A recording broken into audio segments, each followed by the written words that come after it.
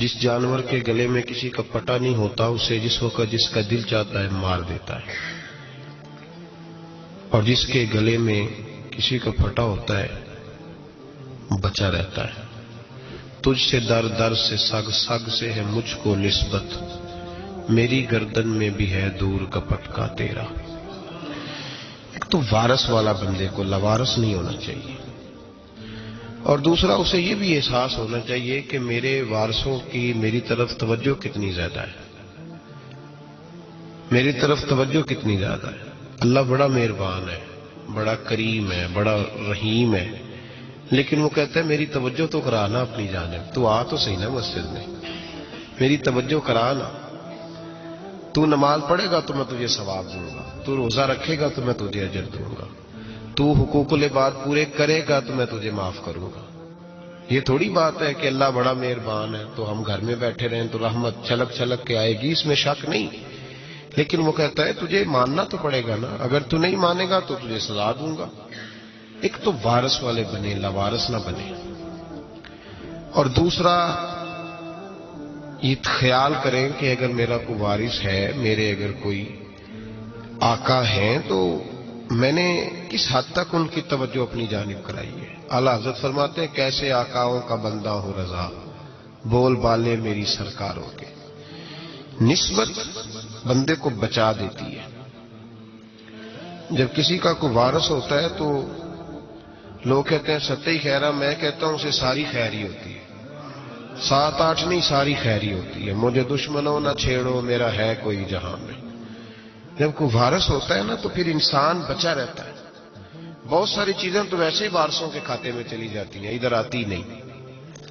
بہت ساری چیزیں تو ویسے وارثوں کے کھاتے میں چلی جاتی ہیں، وارثوں کے کھاتے میں۔ حضرت بابا بلے شاہ صاحب فرمایا کرتے تھے، بلے شاہ دیو جانے مینوں اپنی توڑ نبھا لیندے۔ یاد رکھیں لاوارث اور بے وارث نہ بنے۔ جو بچہ باپ کے گھر کے اندر رہتا ہے، چھتری کے نیچے رہتا ہے، جو کہتا ہے میں ابا جی کے ساتھ ہوں، میں ادھر بیٹھا ہوں آپ کے ساتھ ہوں، باپ بھی خیال کرتا ہے، وہ کہتا ہے ٹھیک ہے میرا بیٹا ہے، اس کی ضرورتوں کا خیال کرتا ہے۔ جو بیٹا اپنے 4 برتن لے کے علیحدہ ہو جائے، ابا جی پتہ اسے کیا کہتے کہتے کماتے کھا موج کر، اب کماؤ اور کھاؤ، بات ختم ہو گئی۔ جب تک تو میری چھتری کے نیچے تھا، میری ذمہ داری میں تھا، اب موج کرو۔ اور بعض باپ ایسے بھی ہوتے ہیں جو کہتے ہیں بھائی وہ علیحدہ ہے، میرا اس کے سیاہ سفید سے کوئی تعلق، علیحدہ نہ ہو جائے، کبھی بھی علیحدہ نہ ہو جائے۔ جڑی بکری اجڑوں بچھڑی ہو بگیاڑا جوگی، علیحدہ نہ ہو جائے، اندر رہیں، چھتری کے نیچے رہیں، ادھر ادھر دائیں بائیں نہ بھاگیں۔ قرآن مجید فرقان حمید کی سورہ انفال کی آیت نمبر 33۔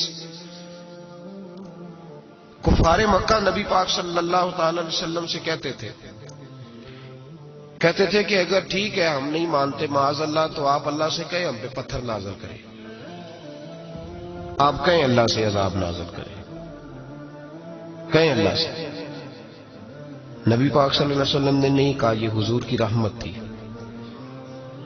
حضور نے کہا ہی نہیں کہ یا اللہ تو نازل فرما پتھر۔ کافر کہتے تھے کہیں اللہ سے پتھر نازل کرے، تو اللہ پاک نے سورہ انفال کی آیت نمبر 33 میں فرمایا محبوب وما کان اللہ لیعذبہم وانت فیہم، اللہ کا کام ہی نہیں انہیں عذاب دے، اللہ کا کام ہی نہیں، محبوب میری رحمت کو گوارا نہیں، کیسے عذاب دوں، وانت فیہم، تو جو ان کے درمیان موجود ہے۔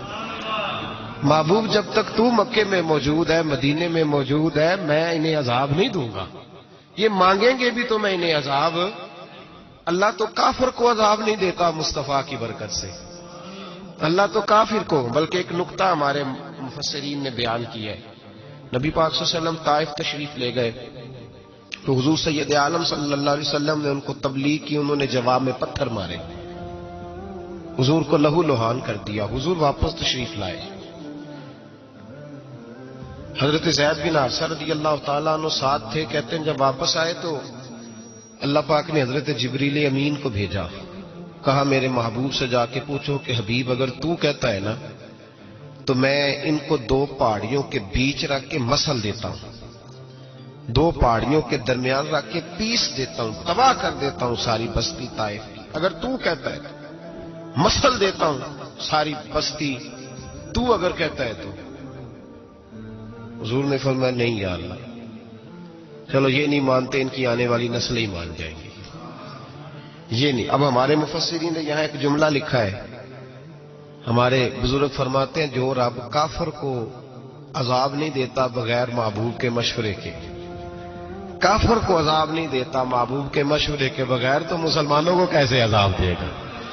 جو کافر کو عذاب دینے سے پہلے نبی پاک سے مشورہ کرتا ہے، تو کہے تو دے دوں عذاب، کافر کو عذاب نہیں دے رہا، پہلے مصطفیٰ سے پوچھتا ہے حبیب تو اگر کہے تو دوں عذاب، تو کیا وہ مسلمان کے بارے میں نبی پاک سے مشورہ نہیں کرے گا؟